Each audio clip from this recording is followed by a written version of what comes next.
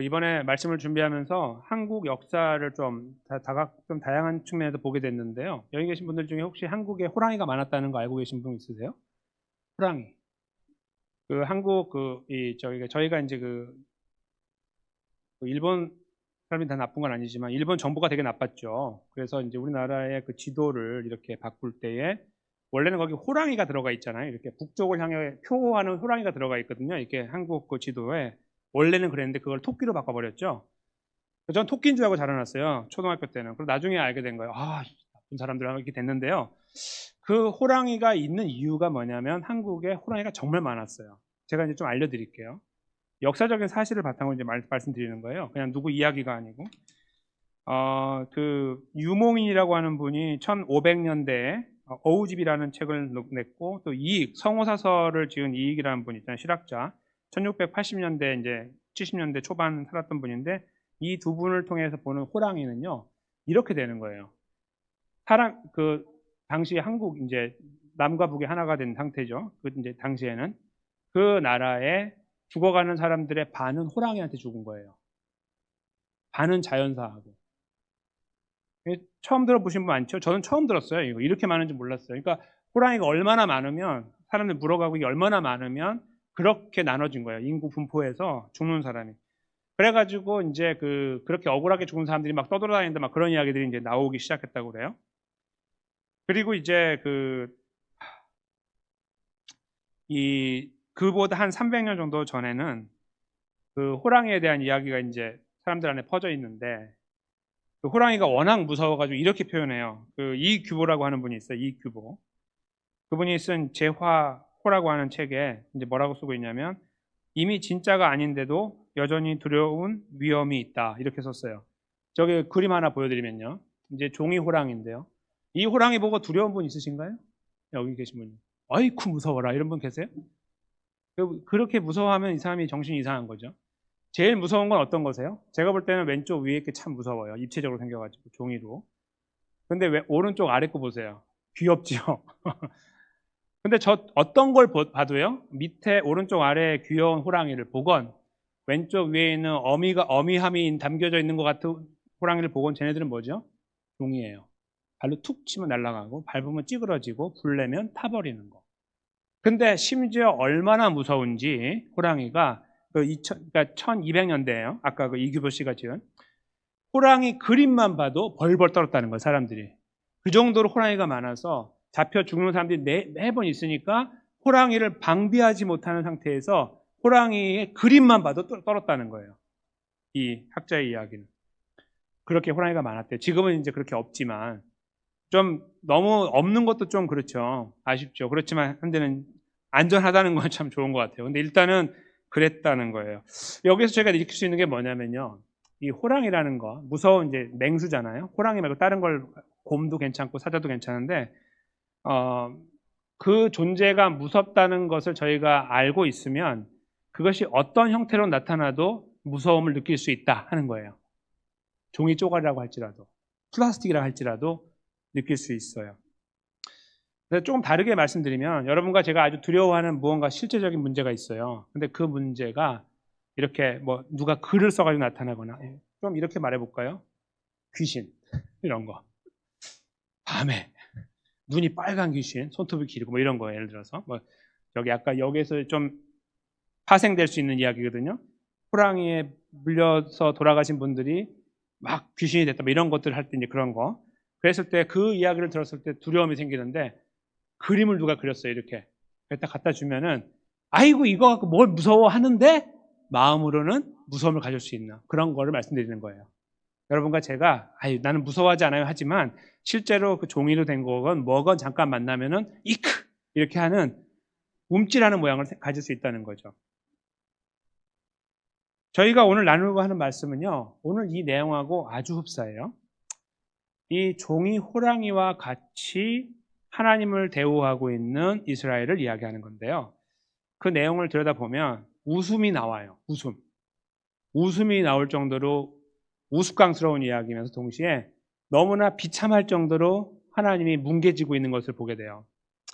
이 안에서 우리가 배워야 될 것은 무엇인가? 그리고 우리가 앞으로 어떻게 걸어가야 될까를 이 말씀 속에 찾아보려고 해요. 마치 종이 호랑이, 발로 툭 치면 날아가고 불 붙이면 타버리는 호랑이처럼 하나님을 대하고 있는 이스라엘. 아무리 무섭게 드러나도 잠깐은 이크 하지만 아이고 종이었네 라고 말하는 대상으로 하나님을 대하고 있는 이스라엘 사람들을 잠깐 만날 것입니다. 그 안에서 하나님께서 우리 각자에게, 특별한 상황에 있는 우리 각자에게 다 말씀하실 거라는 기대를 갖습니다. 상황이 다르기 때문에 그 기대를 가지고 잠깐 말씀에 들어가 보겠습니다. 우리 종이 호랑이 같은 하나님, 종이 하나님 만나러 가겠습니다. 이스라엘을 묘사하기를 1절에 열매 맺는 풍성한 포도나무라고 쓰고 있어요. 열매를 많이 맺을 수 있는 풍성한 포도나무라고 이스라엘을 비유해서 나타내는 거예요. 나무처럼. 그러니까 다른 말로 하면 이스라엘이 포도 열매를 많이 맺는 풍성한 나무가 됐다. 이제 이렇게 그림을 그릴 수 있다는 거예요. 그냥 그림으로 표현한 거죠. 쉽게 말하면. 근데 그 열매가 시간이 가면서 자꾸 많아진다 이거예요. 여기 그 다음 줄에 보면 열매가 많이 맺혀요. 처음에 1000송이가 맺혔는데 다음에 10,000송이가 맺히고 100,000송이가 맺히는 이런 계속 풍성함을 경험하게 되는 거예요. 그렇게 되면 될수록 그 이스라엘이 하는 일이 뭐냐면 제단을 많게 한다. 이렇게 해서 제단은 제사를 드리는, 짐승을 잡아서 드리는 그런 상을 말하죠. 그 제단을 많게 만든다. 그런 말이고요.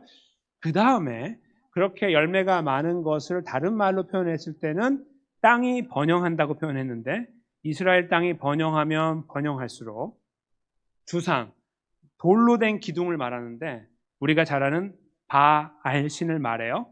바알신을 아름답게 가꾸어주고 있다. 그런 말입니다. 자, 그러면 여기서 잘 생각해 보세요.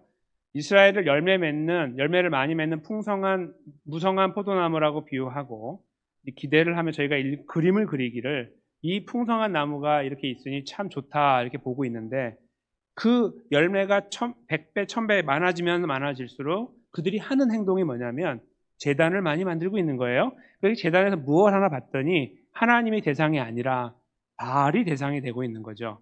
바알을 대상으로 계속해서 더 많은 제단을 짓고 있는 형국이에요. 그 이해가 되십니까?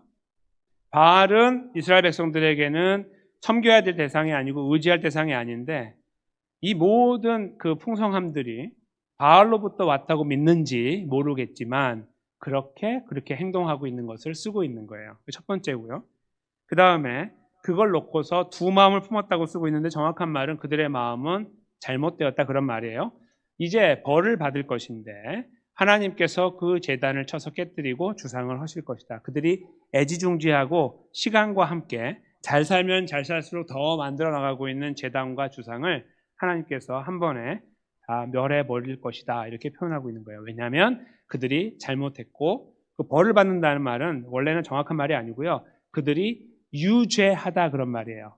두 마음을 품었으니 그들이 범죄했다 그런 말입니다. 하나님이 보실 때 그러하니 내가 그들의 애지중지하는 것들을 없애버릴 것이다. 이렇게 말씀하고 계시는 거예요. 그리고 마지막 절에요. 그들이 이제 이르기를 우리가 여호와를 두려워하지 아니하므로 이거는 이제 그들의 반응이라고 볼 수 있어요. 하나님께서 그렇게 말씀하니까 그들의 반응이에요. 이제 이르기를 뭐라고 해요? 우리가 여호와를 두려워하지 아니하므로 우리에게 왕이 없다. 그리고 마지막에 이래요. 왕이 있은들 원래 그 말이 붙어 있는 거예요. 왕이 있다 한들 왕이 우리를 위해 무엇을 하리요? 이렇게 묻고 있다라고 쓰고 있는 거예요. 반응이죠. 자, 앞에부터 잠깐 다시 보세요. 이스라엘 백성들은 포도나무 같은데 무성해요. 시간이 가면 갈수록 열매를 많이 맺어요. 그러면 그들의 자연스러운 그 반응은 뭐냐면 이 은혜를 주신 하나님을 향해 더 잘 예배하고 더 잘 섬겨야 되는 거예요. 그렇죠? 그런 모양을 당연히 기대하는데 그들은 엉뚱하게도 제단을 만들고 있고 그리고 바알을 만들고 있어요. 잘 살펴보니 그들이 정말 의지했던 것은 하나님이 아니라 바알이었어요. 지금까지 쭉 가나안에 들어와서 처음에 초창기만 잠깐 이렇게 반짝 하나님을 이야기하다가 완전히 타락해가지고 온 세상이 다 타락했어요. 다 타락해가지고 조금도 제대로 된 모양을 보이지 않고 다 망가졌어요. 그냥 그대로 살았어요. 그렇게. 그들에게 있는 하나님은 종이 하나님이었던 거예요. 왜 그런지 잘 생각해 보세요. 여기서 2절에 하나님이 벌을 내리신다고 했는데 그들이 콧방귀도 안 끼는 거예요. 왜냐하면 수백 년 동안 맨날 그 말씀하는 거예요. 우리가 거기 가서 바알한테 이렇게 제사를 드리잖아요. 그러면 하나님께서 야, 나 마음 섭섭하다. 그렇게 하면 안 되는데 왜 나한테 안 하고 그렇게 하냐. 내가 너를 벌을 줄 거야 했는데 벌을 안 받아요. 하루 이틀이지. 100년, 200년 지나가거든요. 거기에서 뭐라 그래요? 야, 이게 뭐야? 장난도 아니고 애들 장난도 아니고 뭐야 이게? 이렇게 되는 거예요. 그래서요 하나님. 이렇게 덤비는 거예요 하나님 앞에. 그래서 여기 지금 두 마음을 펐다 벌을 받을 것이라 이 말이 그들의 여기에 들어가지가 않아요. 주상을 헐고 다 파할 것이다. 웃기지 말라 그래. 이렇게 되는 거예요. 그래서 3절에 쓰는 말이 그런 거예요. 우리에게는 왕이 없다. 누가 우리의 왕이야? 나와보라 그래. 이렇게 되는 거고요. 그 다음에 설사 왕이 있다고 해봐. 당신이 우리를 왜 뭘 할 건데? 라고 하는 말은 두 가지 의미예요. 첫째로는 그래서 우리를 더 복 줄 겁니까? 이거 1번. 2번은 그래서 우리에게 벌 줄 겁니까? 이게 2번이에요. 왜 뭘 할 건데요? 라고 따져 묻는 것이 오늘 본문의 마지막이에요. 이게 오늘 본문 전체입니다. 하나님께서 이스라엘에게 복 주셔서 여기까지 인도하셨으니 하나님과 관계를 잘 세워나가는 것이 맞는데 돌이켜서 다른 길에서 엉뚱한 일을 하고 있을 때에 하나님께서 벌을 주신다고 말씀하시고 그들은 거기에 콧방귀도 끼지 않으면서 이상한 반응을 보이기를 하나님을 모독하고 모욕하는 자리에 서 있다. 이것이 오늘 본문의 내용입니다. 근데 이 내용을 저희가 조금 더 그 역사적인 사실을 바탕으로 생각하면 좀 깊은 내용을 찾을 수 있는데요. 그것은 당시의 상황을 이해해야 돼요. 여기 나와 있는 것으로는 이해 못해요. 성경을 읽을 때 특별히 이제 학자들이나 목사들이 설교를 준비할 때는 그 내용들을 다 파악하고 있어야 돼요. 안 그러면 표면만 이렇게 이야기하고 끝나거든요. 당시의 상황에 저희가 알아야 되는 건 뭐냐면 제가 한번 오래전에 호세아서를 나누면서 드렸던 말씀 중에 왕이 바뀌었다고 말씀드렸어요. 베가라고 왕이 이제 암살을 당하고 호세아라는 왕이 등장한다라는 이야기를 한 적이 있는데요. 그 호세아가 이름이 약간 스펠링은 달라요. 호쉐아 이렇게 읽어야 되는데 그 한국말로 호세아라고 써요. 그래서 이 호세아 선지자하고 이름이 똑같이 여겨져요. 우리가 암기하기는 편하죠. 호세아 왕, 호세아 선지자 이게 똑같은 거니까. 그러나 다른 사람이에요. 근데 호세아 선지자가 이 말씀을 전하는 와중에 누가 등극을 하냐면 왕으로 호시아가 등장하는 거예요. 베가라는 왕이 죽고. 근데 이 호세아가 등장하더니 그동안에 그 이스라엘이라는 나라가 이 외교 관계를 하면서 지금까지 걸어온 방향을 틀었어요. 그동안에 어떻게 했냐면 북쪽에 있는 아수르란 나라가 강력하기 때문에 거기에 조공을 들이면서 관계를 형성했단 말이에요. 그러니까 나라가 그래도 어느 정도 버티고 간 거예요. 위협이 있지만 계속 돈을 주면 그쪽에서 참아줄 수 있잖아요. 시간이 좀 벌어왔는데 갑자기 이 호시아가 등장하더니 방향을 틀었어요. 누구한테 틀었냐면 야, 이 북쪽에 있는 아수르보다 더 강력한 나라는 저 남쪽에 바로 남쪽에는 우리 한국처럼 남과 북이 나눠져 있으니까 바로 아래는 유다가 있었는데 그 유다 건너뛰면은 강력한 나라 어디가 있죠? 애굽이 있는 거예요. 야야야 지금 보니까 북쪽에 있는 아수르보다는 애굽이 더 강력하니 우리가 그쪽에다 조공을 보내자. 여기다 보내봐야 애굽이 우리를 치면 어떡하냐 하면서 방향을 틀어요. 그래서 나라가 더 위태하게 됐어요. 지금 이스라엘 백성들이 느끼고 있는 왕은요. 첫째로는 당연히 하나님이지만 둘째로는 본인들이 지금 데리고 있는 모신다는 표현보다 데리고 있다는 게 나아요. 데리고 있는 호시아라고 하는 왕인데 이 바보 같은 왕이 우리나라를 잘못 인도해가지고 더 어려운 상황으로 우리가 치닫고 있다. 망하게 생겼다 이거예요. 그걸 보면서 그들이 불안함을 느끼고 있는 거예요. 이 불안함 속에서 하나님께 다시 왕이라고 하고 이야기한다고 보세요. 뭐라고 할 수 있을까요? 그래서 하나님께서 우리를 위해 뭘 할 수 있는데요? 라는 말은 이 바보 같은 왕이 우리를 이렇게 바보같이 인도해가지고 우리가 망할지 모르는 상황 속에 있을 때에 그래 하나님 당신이 우리를 위해 뭘 할 건데요? 그래서 우리를 아수르로부터 지켜줄 수 있습니까? 이러한 빈정거리는 이야기가 담겨 있는 거예요. 아시겠죠? 그러니까 단순히 하나님이 우리를 위해 벌하시면 뭘 벌하실 건데요? 이런 이야기도 있지만 더 중요한 것은 그들의 현실에서 그들이 지금 만나는 문제를 과연 당신이 해결할 수 있어? 라고 물어보는 거예요. 그러면 이제 저희가 여기서 따져 물어야 될 것은 이 문제가 왜 발생했냐를 물어야 돼요. 그렇죠? 여기까지 왜 이스라엘 여기까지 왔느냐를 물어야 됩니다. 근데 그들은 그걸 까마득하게 다 잊어버리고 지금 현실 속에 푹 빠져갖고 혼자 이런 논리를 세워가면서 이야기하는 거예요. 내 머리 똑똑하지 하면서 하나님께 막 반항하면서 이야기를 만들어내고 있는 거예요. 그러나 저희가 조금만 올라가면 그들이 왜 이 모양이 되는지 알아요. 오늘 본문에도 나오죠. 하나님께서 풍성한 포도나무로 만들어 주셨으니 하나님과의 관계를 계속 지켜나가고 그 말씀 그대로 의지하고 살아가면 됐는데, 하루가 멀다 하고 등을 돌리고 하루가 멀다 하고 바알 찾아가서 무릎 꿇고 있으며 내 먹고 사는 문제와 번영을 위해서 바알만 의지하고 왔다는 사실, 이것을 기억해야 되는데 그들은 그걸 기억하지 않고 하나님께 불평만 토로하고 있는 거예요. 그런 모양을 여기서 읽어내야 되는 거예요. 아시겠죠? 역사적인 사실을 여기다 첨부해가지고 같이 이해하면 이들이 지금 이런 말을 하는 이유를 알고 무슨 내용인지를 아는 거예요. 나라가 지금 망하게 생겼고 저 바보 같은 왕 때문에 그렇게 됐는데 사실 자기들이 죽였거든요. 자기들이 암살한 거예요, 앞에 왕을. 그러니까 자기들이 해놓고 여기에 주어진 상황에서 또 불평을 하는 거예요. 그러니까 그거를 저희가 이 역사적인 상황을 잘 알고서 읽으면 여기 밑에서부터 분노가 막 치밀어 올라와요. 누구를 향해서 올라오면 이 사람들, 이 인간들을 향해서 분노가 올라오는 거예요. 어떻게 이렇게 더럽고 이렇게 그 폐륜적인 인간이 살 수 있을까? 어떻게 사람이 이럴 수 있을까라는 것이 막 올라와요. 이 성경을 이해하면. 이해하지 못하면 이게 무슨 말인지도 모르기 때문에 그냥 그런가 보다, 죄를 짓나 보다 하죠. 근데 그게 아니고 그들이 지금 여기까지 어떻게 왔으며 왜 이 지경이 됐으며 여기에서 이것을 해결하기 위해서 그들이 뭘 하고 있는지 생각해 보면 드러나는 거예요. 그러니까 다른 말로 이거예요. 지금 왕이 저 모양이죠. 인간 왕이 저 모양이고 우리도 지금 우리가 앞으로 어떻게 될지 모르니까 내가 내 살 길을 찾아야겠는데, 그러니까 시간이 나면 날수록 바알한테 가는 거예요. 바알한테 가서 저 왕은 바보 왕이니까 하지 말고 여기 바알한테 가가지고 더 화려하게 만들어 드리고 기뻐하게, 그리고 더 많이 짓고 장소를 누구나 올 수 있게 계속해서 시간만 나면 그곳에 가는 거예요. 그리고 그걸 의지하게 되는 거죠. 그러니까 이게 점점 더 상황이 땅으로 꺼져 들어가는 상황으로 바뀌어지는 거예요. 조금 더 반등해서 올라갈 가능성이 없이 땅으로 계속 내려가고 있는 형국을 저희가 경험하게 되는 거예요. 그게 바로 오늘 이스라엘 백성들이 지나가고 있는 상황입니다. 그리고 하나님은 거기에서 늘 그렇듯이 내가 다 벌할 거야 이렇게 말하고 있어요. 그러니까 그들이 한마디 더 하는 거예요. 아이고 종이 하나님, 차, 이렇게 하는 거죠. 그래서 한번 해보든지 이렇게 말하는 거예요. 뭘 할 건데 당신이, 이렇게 말하는 거예요. 이게 당신이 준 거야? 바알이 준 거지? 내가 지금까지 바알만 예배했는데? 이렇게 말하는 거예요. 오늘 상황. 근데 이 상황을 저희가 이렇게 헤아리면서 생각이 들어요. 단순히 아까 처음에 여기 마지막 부분에 제가 이렇게 막 분노가 올라온다고 했던 말씀을, 이 분노를 잠깐 이렇게 삭힌 다음에 잠깐만 삭히고서 생각을 해보면 21세기를 살고 있는 그리스도인의 삶에 이 내용이 고스란히 담겨져 있을 가능성이 다분히 많다라는 것을 알게 돼요. 여러분 모두가 그 자리에 있다라고 제가 단언하기는 어렵습니다.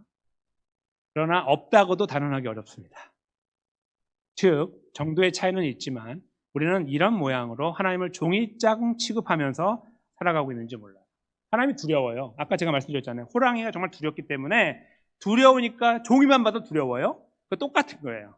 하나님의 두려움이 있거든요. 옛날 역사를 보니까 자기들도 알아요. 자기 조상들의 이야기를 듣거나 모세오경을 읽으면 역사 속에 하나님이 보이니까 두려워요. 그렇죠? 그러나 그것은 그 두려움을 기껏해야 종이로 표현해가지고 기껏해야 발로 차버리는, 심심하면, 아니면 아예 무시해버리고 살아가는 존재로만 여기고 살아가고 있는 그들을 저희가 여기서 다시 확인하게 되는 거예요. 종이 하나님을 만들어 놓고 우리도 하나님 데리고 있어. 그러니까 하나님을 모시고 예배하는 게 아니고 하나님을 내가 데리고 있는 거예요. 이렇게. 하나님 내가 데리고 있어. 이렇게. 그리고 나는 바알을 예배하고 있어. 이렇게 말하고 있는 그들의 모양을 이렇게 깊이 생각해 보면 깜짝 놀랄 정도로 우리 삶에 이런 현장이 가능하다, 이런 모양들이 가능하다는 걸 알게 돼요. 어떤 의미에서 그러냐면요, 우리가 먹고 사는 문제를, 또 여러 가지 중요한 문제를 어디에다 의탁하고 있는가를 생각할 때 그래요. 당연히 우리는 하나님이죠라고 말할 수 있어요. 근데 그런 말보다 더 중요한 것은 우리의 마음이고요, 우리의 행동이에요.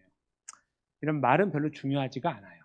그거는 1차원적인 거예요. 말로 하는 건. 우리 마음, 더 중요한 게 마음이고 그 다음에 행동이죠. 거기에서 과연 우리는 하나님을 향하여 하나님은 진실된 하나님이십니다를 고백하면서, 살아계신 하나님입니다를 고백하면서 내 인생을 맡겨드리고 나를 책임져 주십시오라고 의지하며 살아가고 있느냐, 아니면 제가 쭉 제 인생을 이렇게 더듬어 보니까 하나님은 뭔가 있으신 것 같긴 하지만 그러니까 내가 지금까지 소위 운때가 맞아서 여기까지 온 것 같고 소위 재수가 좋아서 여기까지 온 것 같아요. 이렇게 우리가 생각하고 있다면 우리는 이들과 전혀 다르지 않아요. 전혀. 운때는 무엇이고 재수는 무엇입니까? 그러면 하나님은 무엇입니까? 운과 재수와 하나님은 서로 관계를 갖고 있는 겁니까? 하나님은 운에 영향을 못 미치고 재수에 영향을 못 미치면 그걸 우리가 믿어갖고 뭐합니까? 그따위 건 믿어갖고 뭐예요? 그렇죠? 그게 뭐예요 그게? 근데 우리는 그런 여러 가지 것들을 놔요. 아, 큰일 날 뻔했는데 재수가 좋아가지고 살았어요. 내가 그때 재수가 좋아서 그 사람을 만났잖아. 지금도 내 운때가 좋아가지고 내가 이렇게 여기까지 가고 있고 앞으로 갈 거야. 그리고 우리도 모르게 그것을 의존하거나 바라보거나 아니면 보다 더 본질적으로 딱딱 만질 수 있는 돈이나 능력이나 힘이나 권력이나 아니면 내 주변에 있는 인맥이에요. 저희가 소위 우리 자신들을 자아 실현한다고 하는 것은 다 이걸로 나타나요. 첫 번째가 돈이고 그 다음에 힘이에요. 그리고 결국은 인맥이에요. 그렇죠? 이거 말고 뭐가 있어요? 그 안에서 이제 우리가 행복을 추구하는 것 중에 특별히 가정이 이제 있고 그러면 그 안에서 후손이 잘 되거나 부모가 잘 되거나 형제가 잘 되고 이런 것들을 이렇게 확장해 나갈 뿐이에요. 그러나 내가 먼저 가장 추구하는 거에는 이 세 가지가 기본이에요. 그렇죠? 근데 그것을 지금 누가 추구했냐면 이 당시에 지금 이 한 3,000년은 좀 안 됐고 한 2,500년에서 600년 정도 사이 정도 된다고 할 수 있는 이분들이 추구했던 거예요.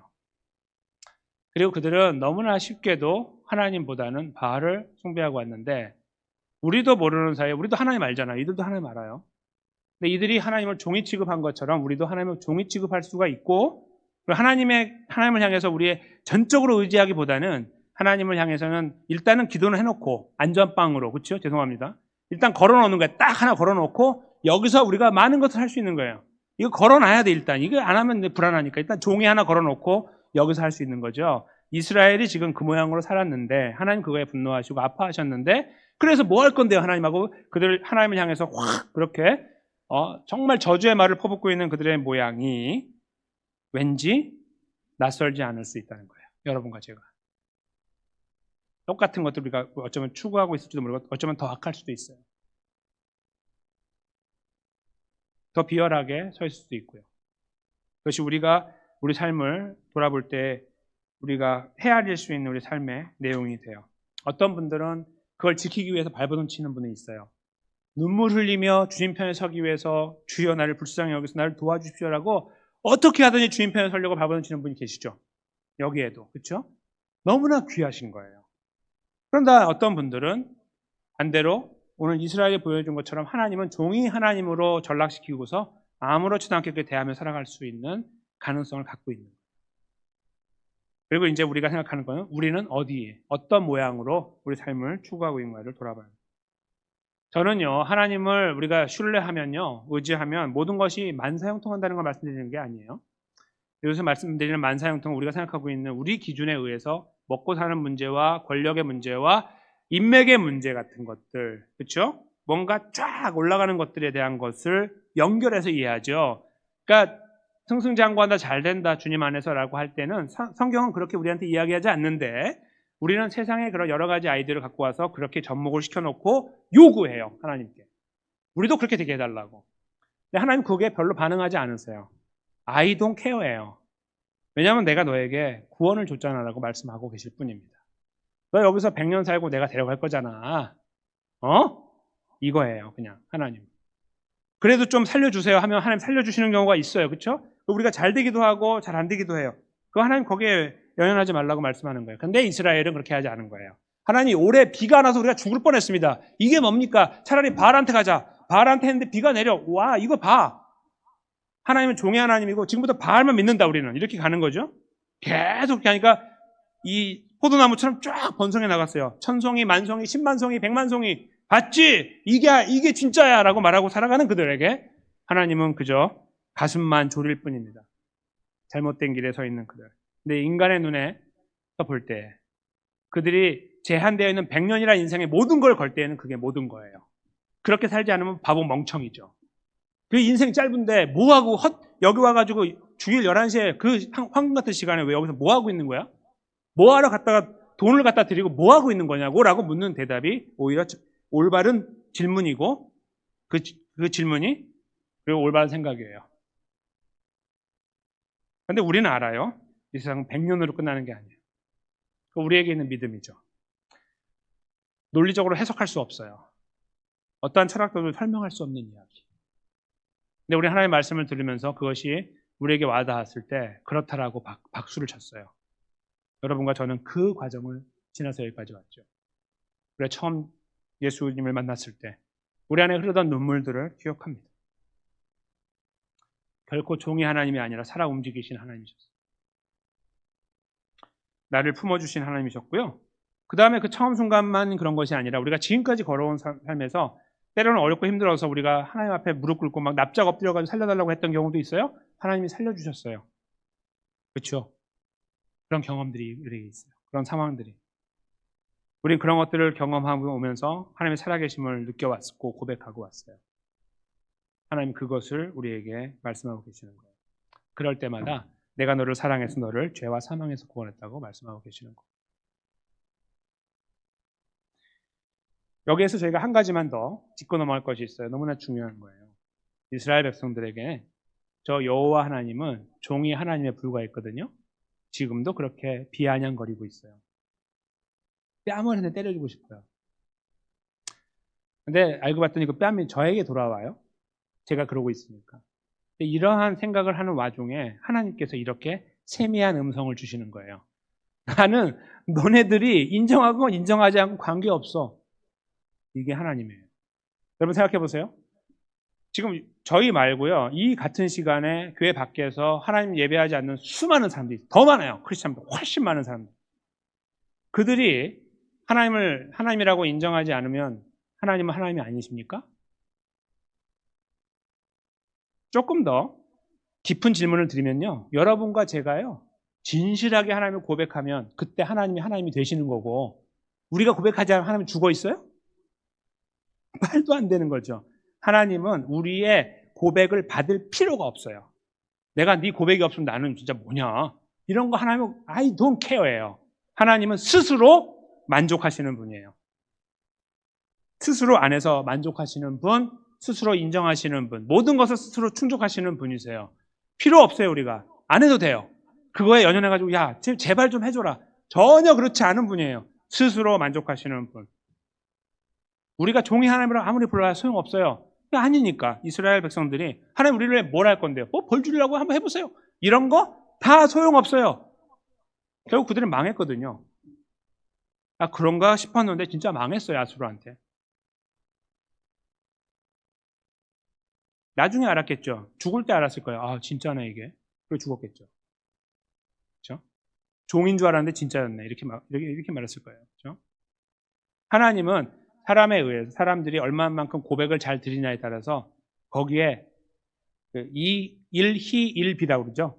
한번 히 좋아했다가 한번 히 좋아했다 한번 이런 존재가 절대로 아니에요. 관계없어요 우리하고. 니네가 하건 말건 나는 하나님인데 네가 뭔데. 이게 하나님이죠. 우리의 고백에 의해서 왔다 갔다 하는 분이 아닙니다. 그게 하나님이세요. 우리가 아무리 하나님은 종의 하나님 같아요. 그래서 그게 하나님이세요. 아, 그래 내가 종이는 아니지. 인정해줘. 그게 하나님이 아니고요. 그 우리 인간이 만들어낸 하나님이에요. 우리는 그렇게 해야 맞다고 생각하거든요. 하나님은 그런 분이 아니에요. 우리가 하건 말건 하나님은 하나님이에요. 그러나 우리들에게 고백을 요구하고 계시죠. 내가 너를 사랑한다. 내가 너를 구원했다. 그걸 네가 알았으면 좋겠고 그 회복의 자리에 있기를 원한다. 그것이 하나님의 뜨거운 마음이죠. 하나님의 존재의 흔들림은 아니고요. 존재는 그 자리에 계시고 우리를 향한 그런 마음을 다가오시죠. 이 같은 이야기를 경험했던 사람이 있어요. 바로 사도 베드로예요. 오늘 저희가 읽으려고 하는 말씀인데요. 사도 베드로가 하나님의 영감으로 쓴 베드로후서 3장 9절을 잠깐 읽어보겠습니다. 사람들이 지금 방금 했던 이야기하고 비슷한 이야기를 해요. 그때 하나님께서 주시는 말씀이에요. 한번 읽어보겠습니다. 주의 약속은 어떤 이들이 더디다고 생각하는 것 같이 더딘 것이 아니라 오직 주께서는 너희를 대하여 오래 참으사 아무도 멸망하지 아니하고 다 회개하기에 이르기를 원하시느니라. 아멘. 이 말씀입니다. 여기서 말하는 다는 결국 하나님이 택하신 백성 모두를 말하는 거예요. 하나님이 택하고 구원하기 결정한 그 모든 백성들이 하나님의 백성의 자리에 온전하게 서기를 원한다는 의미입니다. 그래서 참고 계신다는 거예요. 사람들 말하죠. 예수님 언제 오세요? 아니 빨리 오신다면서 지금 2000년이 지났는데 뭐야 이거 거짓말 거짓말 아니야 이거? 이렇게 말하고 있을 때 너 때문이야. 너 똑바로 살으라고 그런 말인 거예요. 네가 좀 더 올바르게 살으라고 정신 차리고 그래서 기회를 주시는 거라고. 그게 여기 답이에요. 하나님 사도 베드로를 통해 주시는 당시대 그리고 21세기의 우리들에게 말씀하시는 거예요. 하나님을 종이 호랑이 취급하는 하나님 백성들을 향해서 그렇게 하지 말라고. 우리가 그렇게 하나님 인정이 안 해드리면 하나님이 존재가 약해지시고 그러세요? 라고 이상한 질문을 할 때 하나님은 아니 괜찮아 너 안 해도 돼. 안 해도 되는데 내 백성인 네가 그 자리에 올바로 서기 원한다고 나는 이걸 말씀하는 거죠. 그 올바른 고백을 하기 원한다고 라고 뜨거운 마음을 가지고 사랑의 마음으로 우리에게 말씀하고 계시는 거예요.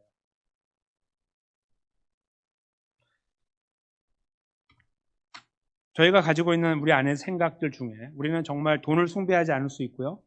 명예를 숭배하지 않고 권력을 숭배하지 않고 이 인맥을 그걸로 승부하지 않을 수 있어요. 여기 계신 분들이. 그럼에도 불구하고 행여 우리들의 마음 한 구석에서 아니면 많은 부분에서 하나님 아버지를 향한 우리들의 의지와 의존하고 바라보고 맡겨드리고 사는 삶에 조금이라도 금이 가 있다면 우리 오늘 말씀을 깊이 묵상해야 됩니다. 조금이라도 우리의 안에 문제가 있다면 저는 그 깊은 묵상 속에 우리는 다 저촉된다고 믿어요. 저를 포함해서. 아무도 자유롭지 못해요. 우리는 하루를 살아가면서 무너지는 시간들이 있기 때문이에요. 마음으로 생각으로 바로바로 무너지고 아무한테도 표현 하지 않아요. 나만 잠깐 생각하는 거잖아요. 근데 무너지는 거죠. 그거 어떻게 할 거예요? 그렇죠? 그래서 우리 안에서 정밀하게 우리를 돌아보는 분들은 이런 말씀 앞에서 가슴을 이렇게 쓸어내리게 되는 거죠. 사람들 보라고 하는 게 아니고 하나님 앞에서 하는 거예요. 아이고 하나님 참 제가 이 모양인데 어찌합니까?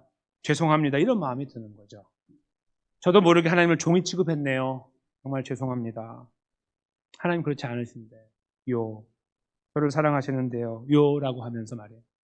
저는 사랑하는 성도님과 제가 이 말씀을 그렇게 깊이 있게 묵상하기 원합니다. 그렇게 깊이 있게 묵상하는 분들에게요. 하나님 주시는 은혜가 있어요. 그건 뭐냐면 우리가 더 하나님을 의지하게 돼요. 아이러니하게도.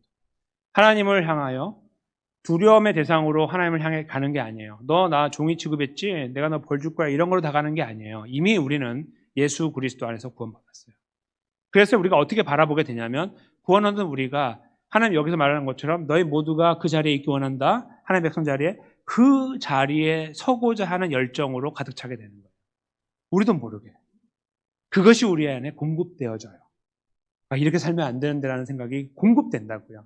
옛날에는 아무렇지도 않았는데 지금 공급되기 시작해요. 아무렇지도 않게 행동했던 것에 공급되는 거예요. 저희가 그 자리에 서기 원하는 거예요. 주님을 의지하면서.